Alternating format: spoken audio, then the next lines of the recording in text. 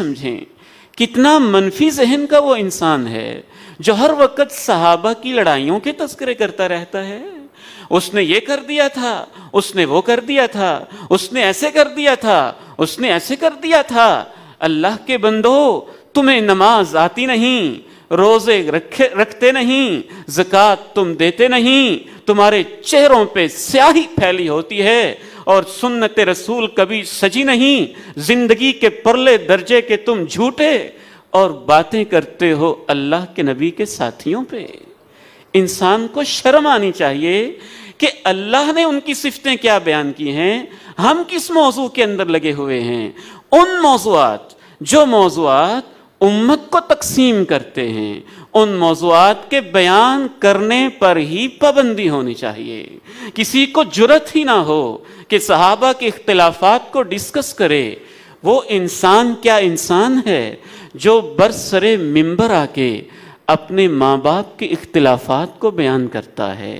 ماں باپ آپس میں ان کا اختلاف ہو سکتا ہے، وہ ماں باپ ہیں، ان کا ایک لیول ہے، لیکن وہ بیٹا کتنا بدتمیز ہوگا جو اپنے ماں باپ کے معاملات میں نہ صرف یہ کہ مداخلت کرے بلکہ برسرے عوام ان کو اچھالے، نہ صرف یہ کہ اچھالے، اس بنیاد پہ اپنے ماں باپ کے اوپر فتوے بھی لگائے۔ اس کے اندر تو انسانیت ہی نہیں ہے۔ محمد رسول اللہ والذین معہ اشداء علی الکفار رحماء بینہم رحماء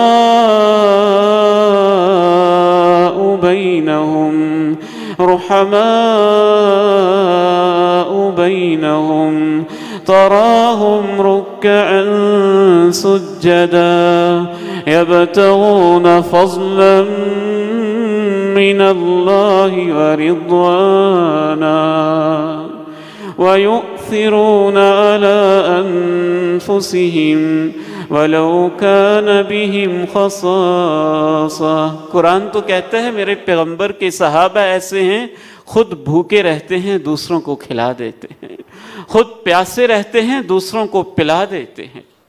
وہ تو میدان جنگ میں آخری دم مرتے ہوئے بھی کہتے ہیں پیاس تو بڑی ہے، جا رہا ہوں رب کے پاس، پہلے مجھے نہیں میرے بھائی کو پلا دو۔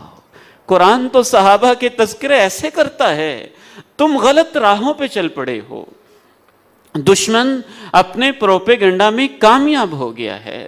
اس کو مجلسوں کا موضوع بنانا، اس کو سوشل میڈیا کا موضوع بنانا، اس کو فیس بک کا موضوع بنانا، اس کو واٹس ایپ کا موضوع بنانا، صحابہ کے اختلافات کو یہ موضوع بنانا ہی اس بات کی دلیل ہے کہ موضوع بنانے والا بدتمیز انسان ہے، وہ انسانیت سے گرا ہوا انسان ہے۔